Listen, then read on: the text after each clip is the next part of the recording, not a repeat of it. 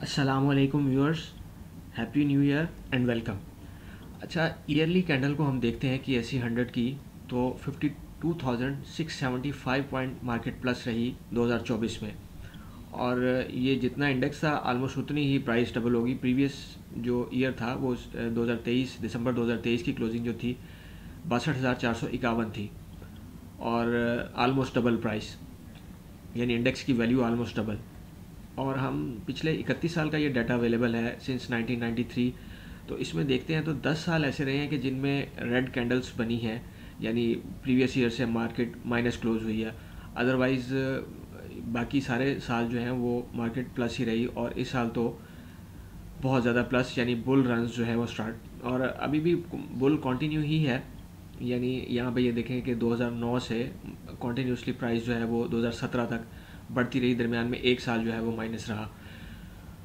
और quarterly basis पे अगर हम देखते हैं इंडेक्स को तो बुल ट्रेंड है, इसमें कहीं पे भी जो है वो बियर तो हुआ ही नहीं, सिर्फ करेक्शंस आती रही हैं दरमियान में। ये 2008 में एक मेजर करेक्शन, 3 क्वार्टर्स की मेजर करेक्शन रही, और उसके बाद ये कोविड के टाइम पे ये 2008 की करेक्शन मैंने हाईलाइट की है।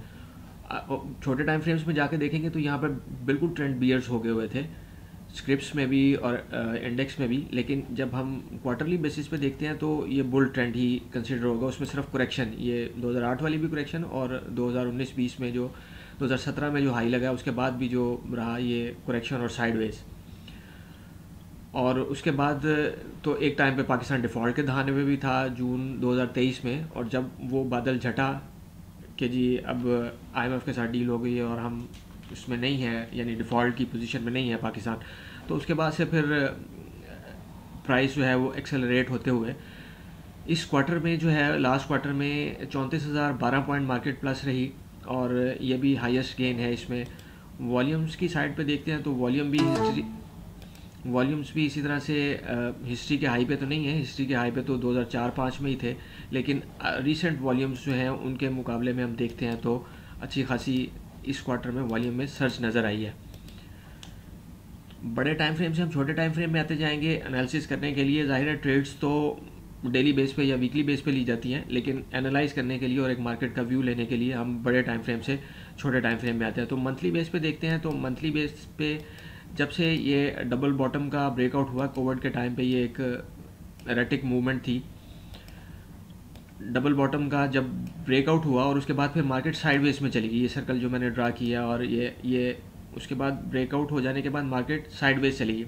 और फिर ऐसा ही होता है कि जितना फिर मार्केट टाइम ज़्यादा किल कर देती है, फिर उसके बाद जो नेक्स्ट काउंटर मूव होती है वो उतनी ही एग्रेसिव और शॉर्ट टाइम के लिए होती है, यानी फिर उसका जो वैल्यू है वो बहुत ज़्यादा होती है। यानी शॉर्ट टाइम में ये साइडवेज प्राइस रहने के बाद जब कंसोलिडेशन एरिया से 53,000 से ब्रेकआउट हुआ और उसके बाद मार्केट ने फिर पीछे मुड़ के नहीं देखा, 2 दफ़ा दरमियान में सिर्फ सेलिंग कैंडल्स बनी है मंथ में,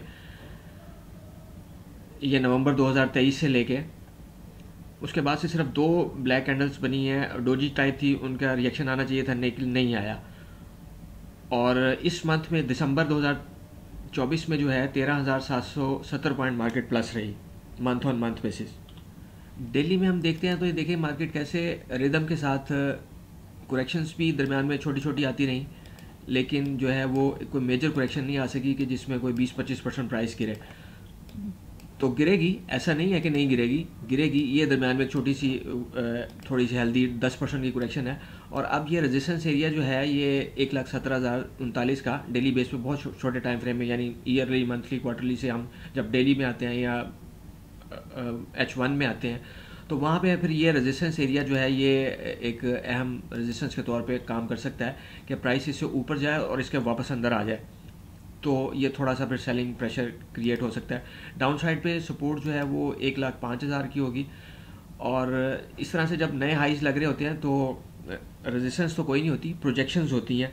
तो प्रोजेक्शंस में मंथली बेस पे प्रोजेक्शन देखेंगे तो वो 1,37,000, 1,40,000, इससे 423% जो बनेगा इस मूव का, ये जो 53,000 से 27,000 तक की मार्केट है। तो व्यूअर्स, ये बाय सेल कॉल्स नहीं है, ये जस्ट इंटरप्रिटेशन है, और उम्मीद करता हूँ कि आपका ये साल जो है वो प्रॉफिटेबल रहेगा। Wish you good luck in trading. Thank you very much.